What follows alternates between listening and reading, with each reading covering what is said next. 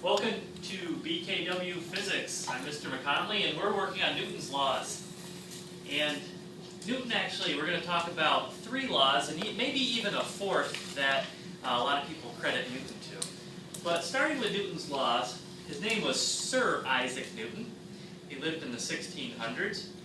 And one of the first things that he is credited for, Newton's first law, which we also call the law of inertia, says that an object will remain at rest, or it will move with a constant speed unless it's acted upon by an unbalanced force.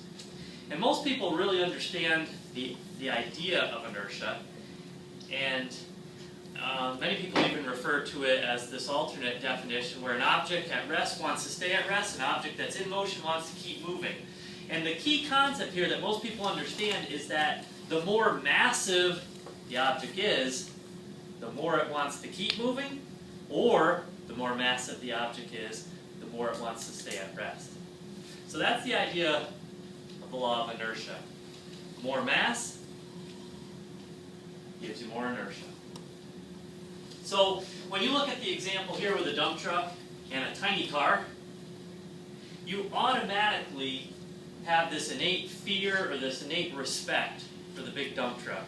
Because you're like, wow, that thing can really harm me and damage other objects around it because of the sheer size of it. And so, in physics terms, this has a lot of inertia. Whether it's standing still or moving, it's got a lot of inertia. Where this, in comparison, has very little inertia. So, we're going to move into Newton's second law now. And Newton's second law basically says, an unbalanced net force acting on an object causes an acceleration which is proportional to the force and in the direction of the force. There's a lot going on here, but let me break it down this way. You have to have a net force. Now, how is a net force different than a force? Because a force is just a push or a pull. We learned that yesterday. But what is a net force? A net force means you might have 3 or 4 forces pulling all different directions. Think of like a tug of war. Then you just have 2 opposing forces, one pulling that way, one pulling that way. What would the net force be? When both teams are pulling in the tug of war, who wins? Well, if both teams are pulling but the rope's going that way, the net force is that way. So the net force is like the sum total of all the other forces. And so in most physics situations, there's much more than one force going on. There's friction, and there's gravity, or gravitational force, and there's wind resistance, and there's all these different forces. But when you total them all up, net force. So when you have a net force, you're going to get highlighted in red an acceleration. The acceleration, remember, is a change in velocity.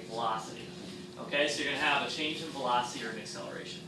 All right, the way Newton wrote it down is he wrote it this way, and it's the way it'll appear on your physics reference tables.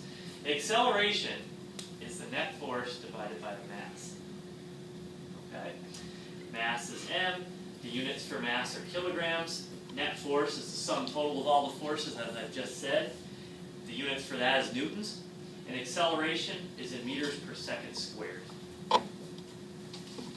An example would be, back to one of my favorite things, sprint cars, racing on dirt tracks.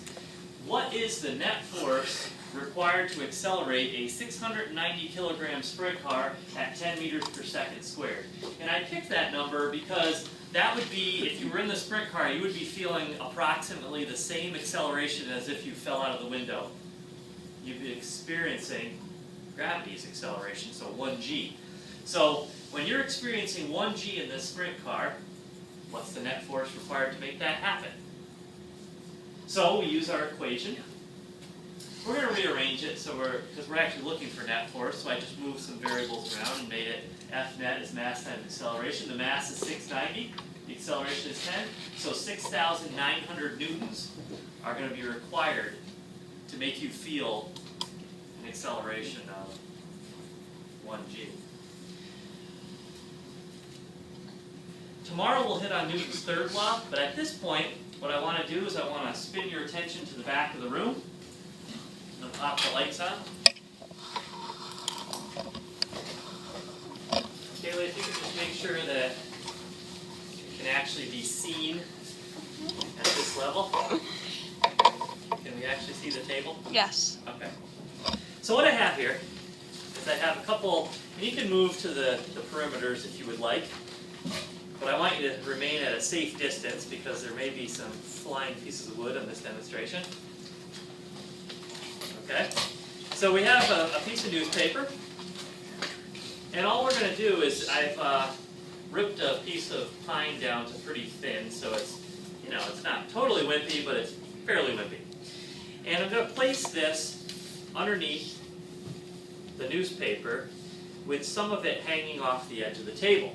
And what I want you to be thinking as you watch this demonstration is how does this apply to Newton's first law, inertia, and how does it apply to Newton's second law, which we now know as acceleration is F net over m.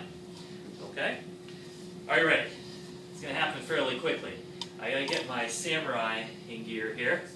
And it's important to make the proper noise when you do this. And when I do that, now trust me, I am no black belt. I don't know anything about this sort of stuff. But I can snap the board off really clean, really easily. Okay? And you can see that that snapped right up. So how was that a demonstration of inertia? What? The board was at rest. The board was at rest, and since it had mass, wanted to remain at rest. Okay? Now, all I was holding it down with is a piece of newspaper. Didn't even mar, didn't even scratch the newspaper. So that inertia principle is the idea that this thing was at rest.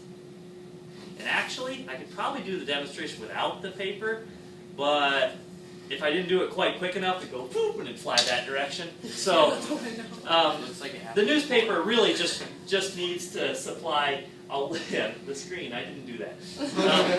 The newspaper just needs to supply a little bit of downward force to keep it in place, to keep it implanted.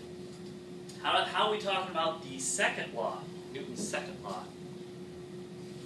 A force which causes an acceleration, aka my hand.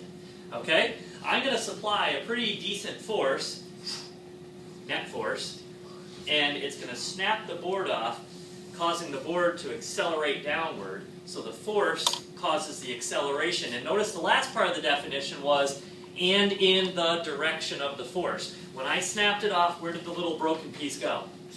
Straight down, and then it bounced a little bit, but it went straight down in the same direction. So that's today's demo. Physics.